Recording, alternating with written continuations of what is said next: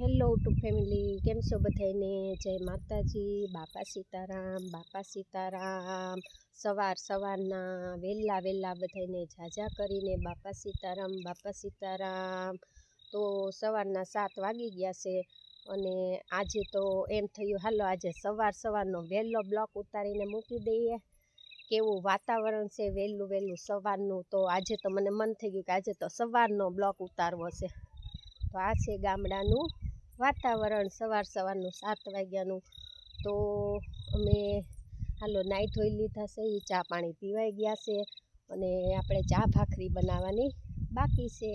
તો એમ થયું એક બ્લોક ઉતાર લઈને પછી આપણે ચા ભાખરી બનાવીએ.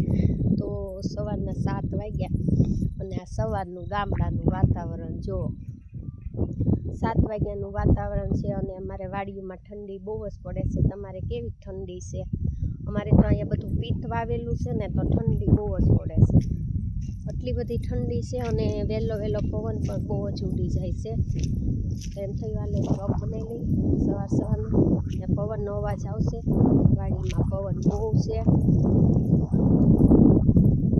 જો આ છે સવારનું વહેલું ગામડાનું વાતાવરણ. 7 વાગ્યા છે, કેટલું અંજવાળું થઈ ગયું જો. અને ગામડામાં તો આદત હોય વહેલા સૂઈ જાય રાતે અને સવારે રાતે વહેલા સૂઈ જાય અને સવારે વહેલા જાગી જાય બધા. તો જો આ છે ગામડાનું વાતાવરણ, કેવું સરસ. અમને પણ ગમે છે. સવારના 7 વાગ્યા છે, પવન પણ ઉડી ગયો છે, ઠંડી બહુ છે અને છોકરા પણ જાગી ગયા છે. સવારે સ્કૂલે જવાનું હોય એટલે 7:30. તો એમ થયું સવારનો વહેલો આજે બ્લોગ બનાવીને મૂકી દઈએ. તો સાસ પણ ફરે છે અને હવે આપણે ટિફિનને ભાખરી બનાવવાની છે. પણ 8 વાગે છોકરા વયા જાય છે સ્કૂલે, એટલે હજી કલાક છે ત્યાં તો બની જશે. જો વાસિંદા પીડા છે, વાસિંદા નાખવાના બાકી છે, કામ પણ પડ્યું છે. પણ પહેલાં બનાવવાની છે ચા ભાખરી ટિફિન. છોકરા વયા જાય પછી આપણે ઘરનું કામ કરવાનું છે.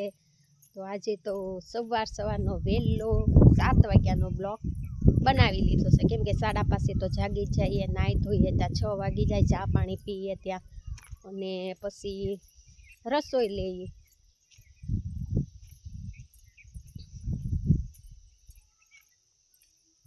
બધે સરસનું બધે ઉગી પણ ગયું છે અને હરિયાળી આ છે ગામડું.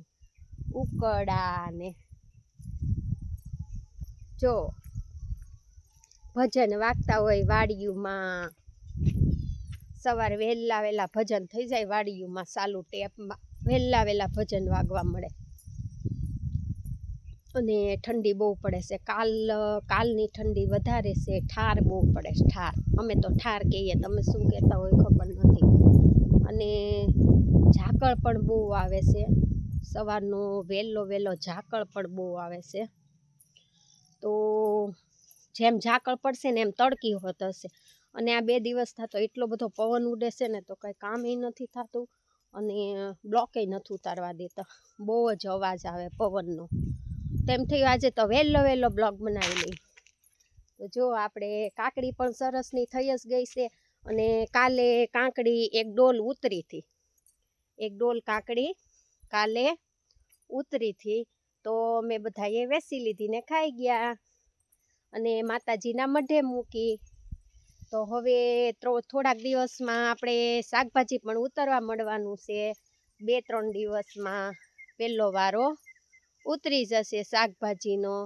તો એમ થયું કે હાલો આજે તો સવારનો વહેલો એક બ્લોગ બનાવીને મૂકી દઈએ. આ સવારનું વાતાવરણ ગામડાનું તમને બતાવીએ કેવું હોય.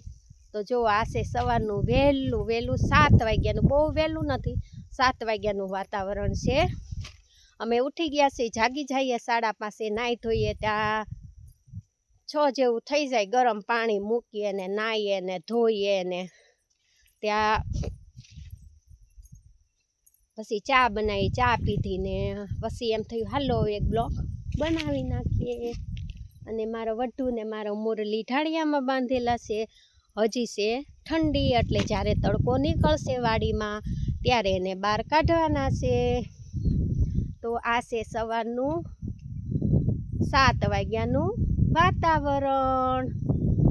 તો આજે તો મને મન થઈ ગયું કે હાલો સવારનો વહેલો એક બ્લોગ બનાવી નાખીએ. કેવું વાતાવરણ છે. તો બધાયને વહેલી સવારના જાજા કરીને જય માતાજીને, બાપા સીતારામ. આવજો બધા. વિડીયો ગમે તો લાઈક કોમેન્ટ કરજો અને આવજો બધા કાકડી ખાવા. હવે અમારે કાકડી ચાલુ થઈ જશે 2 દિવસમાં. તો બધાયને વહેલી સવારના જાજા કરીને જય માતાજીને, બાપા સીતારામ.